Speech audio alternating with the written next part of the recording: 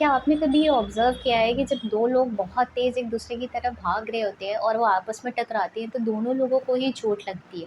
ऐसा क्यों होता है कि दोनों लोग हर्ट होते हैं, दोनों लोगों को ही एक्सट्रीम पेन फ़ील होता है? It is because of Newton's third law of motion. Now what does this law states? ये लॉ क्या कहता है? ये लॉ बोलता है कि to every action there is always an equal and opposite reaction.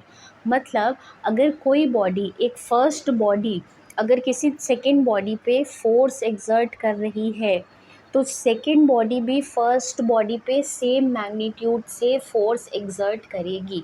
मतलब अगर एक पर्सन दूसरे पर्सन से कोलाइड हो रहा है तो जो दूसरा पर्सन है वो भी उतनी ही फोर्स के साथ सेकेंड ऑब्जेक्ट फर्स्ट ऑब्जेक्ट के साथ कोलाइड करेगा। मतलब to every action there is always an equal and opposite reaction. To every action there is always, ये हमेशा याद रखिएगा कि जो रिएक्शन होगा वो इक्वल एंड ऑपोजिट होगा। Always an equal and opposite reaction. ठीक है, तो अगर कोई फर्स्ट ऑब्जेक्ट पे फोर्स एक्सर्ट कर रहा है तो फर्स्ट ऑब्जेक्ट भी उतना ही फोर्स सेकेंड ऑब्जेक्ट पे एक्सर्ट करेगा लेकिन ऑपोजिट डायरेक्शन में। अगर ए बी के ऊपर फोर्स एक्सर्ट कर रहा है, जितने भी फोर्स सपोज करिए 5 न्यूटन फोर्स एक्सर्ट कर रहा है तो बी भी ए के ऊपर 5 न्यूटन फोर्स एक्सर्ट करेगा लेकिन जो फोर्स होगा वो ऑपोजिट डायरेक्शन में होगा। The direction of the force will be opposite but it will be equal in magnitude. इसी वजह से जब दो लोग बहुत तेज़ भाग के एक दूसरे की तरफ आ रहे होते हैं और भिड़ जाते हैं एक दूसरे से तो दोनों लोगों को ही चोट लगती है, क्योंकि जो पहला ऑब्जेक्ट रहा होगा या जो पहला पर्सन रहा होगा उसने जिस मैग्नीट्यूड से बी को मारा होगा या टकराया होगा उससे, उसी मैग्नीट्यूड से बी भी ए से टकराएगा लेकिन ऑपोजिट डायरेक्शन में।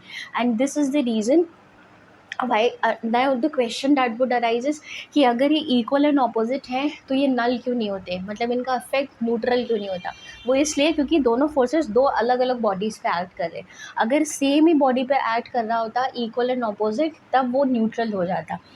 एक फोर्स ए पे एक्ट कर रहा है जो ए से बी को जा रहा है और दूसरा फोर्स बी से ए को आ रहा है, तो आप देख रहे हैं कि जो forces are acting even though they are equal and opposite. What I mean to say is, आपको ये चीज़ पता होगा कि अगर 5 न्यूटन प्लस है और 5 न्यूटन माइनस है, अगर ऐसा होता है तो ये कैंसिल आउट हो जाते हैं, न्यूट्रल हो जाता है।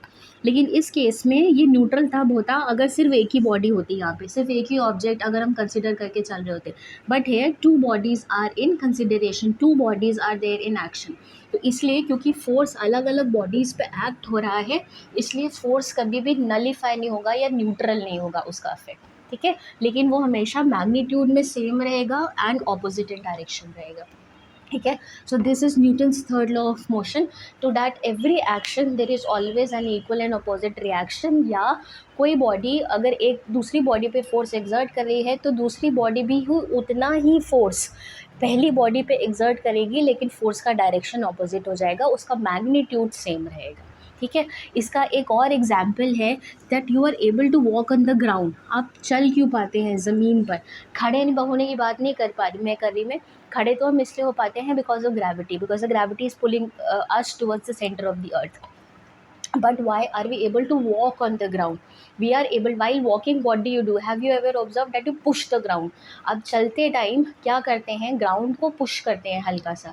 कभी ऑब्जर्व करेगा चलते टाइम हम ये सब चीज़ें नोटिस नहीं करते हैं। These are very basic common things, everyday science. This is what is actually everyday science, application of science in your everyday life, जो हम ध्यान ही नहीं देते हैं या बिल्कुल हमें ध्यान ही नहीं आता है। So while walking, what are we doing? We are pushing the ground, and the ground in turn is in turn is doing what? It is pushing us forward. हम चलते वक्त ग्राउंड को, जो ज़मीन है उसको पीछे को धक्का दे रहे हैं, स्लाइटली उसे बैकवर्ड पुश कर रहे हैं। इन टर्न ग्राउंड क्या कर रहा है? Because of Newton's third law of motion same magnitude के साथ हमें आगे की तरफ पुश कर रहा है। ठीक है, तो हो क्या रहा है, उस आगे की पुश की वजह से जो ग्राउंड आपको आगे की तरफ पुश करता है आप आगे की तरफ चलना शुरू कर देते, you are able to walk on the ground forward. Fine. Another example is recoil of the gun. जब आप गन फायर करते हैं, जो बुलेट फायर करते हैं, जब फायर करते हैं तो आपका कंधा जिस पे आपने बुलेट रखी होती है वो स्लाइटली पीछे हो जाता है, उसको पीछे को धक्का लगता है। वो इसलिए क्योंकि जब बुलेट रिलीज़ होती है आपने प्रेशर लगा, फोर्स अप्लाई किया, जिसकी वजह से the bullet is moving in the forward direction. While moving in the forward direction the bullet is exerting a force in the backward direction, और वो बैकवर्ड डायरेक्शन का फोर्स आपके कंधे पे, अपने जिस भी कंधे पे बुलेट रखी होगी या फायर कर रहे होंगे तो वो कंधा हल्का सा पीछे हो जाता है। This is called as recoiling of the gun.